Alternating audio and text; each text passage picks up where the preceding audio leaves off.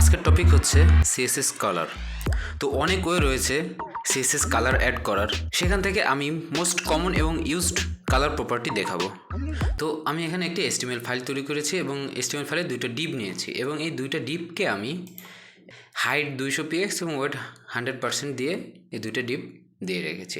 এখন আমি এই দুটো ডিপে কালার অ্যাড করব এবং আমরা কিভাবে কালার অ্যাড করা যায় এবং ইত্যাদি আমরা দেখব। ভিজুয়াল স্টুডিওতে চাইলে আপনি যে কোনো সলিড কালার দিতে পারবেন। যেমন এখানে যদি আমরা গ্রিন দিই, দেখুন আমরা এখানে গ্রিন কালার দেখতে পাচ্ছি। আমরা চাইলে ইয়েলো দিতে পারবো বা রেড, যেটাই দিতে পারবো। তো আমরা গ্রিন রাখি। তবে কালার অ্যাড করতে গেলে সাধারণত আপনি শুধু সলিড কালারই ব্যবহার করবেন না। সলিড কালার বলতে গ্রিন, রেড এগুলো ইত্যাদি সব সলিড কালার না। আপনি হয়তো কোনো কালারের মিক্সিং ব্যবহার করবেন বা ইত্যাদি এইসব ব্যবহার করবেন। আর এগুলোর জন্যই আসে RGB বা HSL। তো এখানে RGB হচ্ছে রেড, গ্রিন, ব্লু এবং HSL হচ্ছে হিউ, স্যাচুরেশন অ্যান্ড লাইট।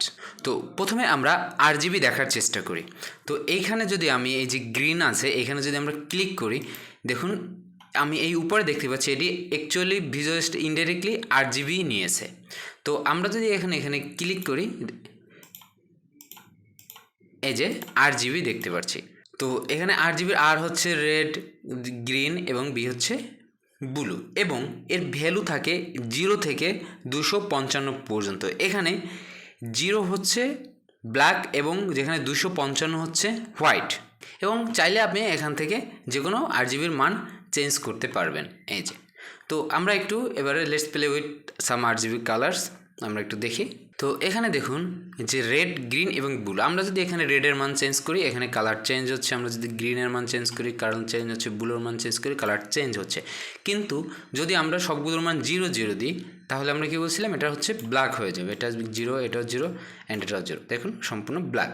এবং এটা যদি আমরা সম্পূর্ণ 255-তে নিয়ে যাই তাহলে দেখুন এটা আমরা এই যে তখন আমরা এটা হোয়াইট দেখতে পাবো আর 0 0 হচ্ছে ব্ল্যাক। এবং এর সাথে আমরা বিভিন্ন ভ্যালু চেঞ্জ করে আমরা একটু প্রয়োজন মতো কালার নিজেদের মতো করতে পারবো। CSS এর RGB কালারকে অনেক সময় হেক্সাডেসিমেলেও লেখা হয়। তো হেক্সাডেসিমেল হচ্ছে 6 ডিজিটের একটা নাম্বার এবং এর সাথে হচ্ছে শুরুতে একটা এই যে দেখতে পাচ্ছেন এখানে একটা হ্যাশ থাকে। তো এখানে প্রথম 2 ডিজিট হচ্ছে মানে এখানে RGBতে RR, GG এবং BB। তো সেক্ষেত্রে এর ভ্যালু হচ্ছে 0 0 থেকে FF পর্যন্ত। তো 0 0 হচ্ছে একদম সর্বনিম্ন এবং FF হচ্ছে সর্বোচ্চ, ঠিক যেমন RGBতে ছিল 0 থেকে 255 পর্যন্ত। তো এবার যদি আমরা হেক্সের কালার যদি আমরা একটু দেখি, তো হেক্সাডেসিমেল হচ্ছে আমরা 0 থেকে হেক্সাডেসিমেলের পার্ট শুরু হয় অর্থাৎ নাম্বার, এবং এটা হচ্ছে 0 থেকে 9 পর্যন্ত যায় এবং তারপরে A থেকে F পর্যন্ত। ঠিক আছে, তো 0 থেকে F পর্যন্ত আমরা হচ্ছে সম্পূর্ণ হেক্সাডেসিমেলের পাওয়ারটা ধরা হয়। তো সেক্ষেত্রে আমরা যদি এখানেও হেক্সাডেসিমেলের পাওয়ার এখানে চেঞ্জ করি, যদি আমরা রেড এখানে বাড়াই, এখানে দেখুন আপনি প্রথম যে দুটো নাম্বার এখানে প্রথম যে দুটো নাম্বার অর্থাৎ আর ওটা চেঞ্জ হচ্ছে। যদি আমরা এখানে গ্রিন চেঞ্জ করি তাহলে মাঝখানে যে দুটো নাম্বার ওটা চেঞ্জ হচ্ছে, এবং যদি আমরা ব্লুতে চেঞ্জ করি তাহলে লাস্টে যে দুটো নাম্বার এটা চেঞ্জ হচ্ছে। এটা RGB অনুসারে চেঞ্জ হয়, কিন্তু এটা হেক্সাডেসিমেল আকারে এই ভ্যালুগুলো লেখা হয়। তো এবার আসি HSL অর্থাৎ হিউ, স্যাচুরেশন অ্যান্ড লাইটনেস।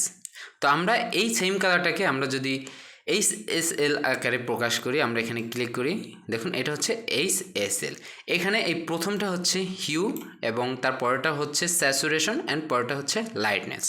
এখানে হিউ স্যাচুরেশনে প্রথম যে জিনিসটা থাকে এটা হচ্ছে কালার প্রেজেন্ট করে, অর্থাৎ এখানে এটা হচ্ছে কালার সার্কেল এবং এই সার্কেলের মান হচ্ছে 0 থেকে 360 ডিগ্রি পর্যন্ত এটার কালারটা যায়। তারপরে যেটা এটা হচ্ছে স্যাচুরেশন।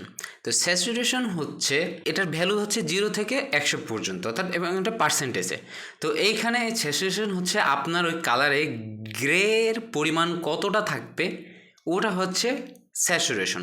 তো এখানে 0% হচ্ছে সম্পূর্ণ গ্রে উইথ নো কালার এবং 100% হচ্ছে সম্পূর্ণ কালার উইথ নো গ্রে, অর্থাৎ কোনো গ্রে থাকবে না। তো 0-তে হচ্ছে কোনো নো কালার, অর্থাৎ কোনো কালার থাকবে না। এটা যে 0% দেন তাহলে হচ্ছে কোনো কালার থাকবে না সম্পূর্ণ গ্রে হয়ে যাবে, আর 100% হলে কোনো গ্রে থাকবে না। এটা হচ্ছে স্যাচুরেশন। এবং এর পরেরটা হচ্ছে লাইটনেস। এই লাইটনেসও হচ্ছে 0 থেকে 100% পর্যন্ত।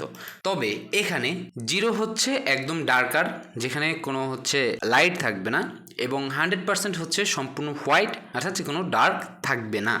তো সেম কালারে যদি আমরা লাইটনেস দিই, তাহলে যদি আমরা 0 দিই, তাহলে এটা সম্পূর্ণ ব্ল্যাক হয়ে যাচ্ছে, অর্থাৎ কোনো কালার থাকতেছে না।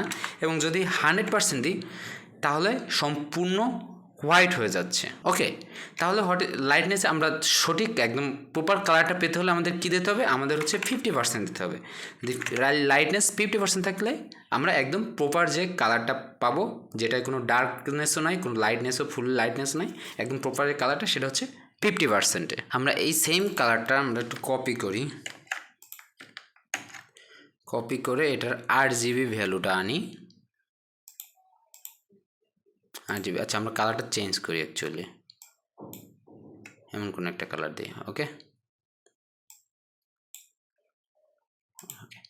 তো এখন এইখানে চাইলে আপনি অর্থাৎ আলফা অ্যাড করতে পারবেন। আলফা হচ্ছে ট্রান্সপারেন্সি আপনি কালারে চাইলে ট্রান্সপারেন্সিও অ্যাড করতে পারবেন। তো সেক্ষেত্রে আপনি এই HL এর সাথে একটা এ, আবার অথবা এইখানেও একটা এ অ্যাড করতে হবে। তো এখানে এ অ্যাড করলে এখানে আপনার একটা ভ্যালু বেড়ে যাবে।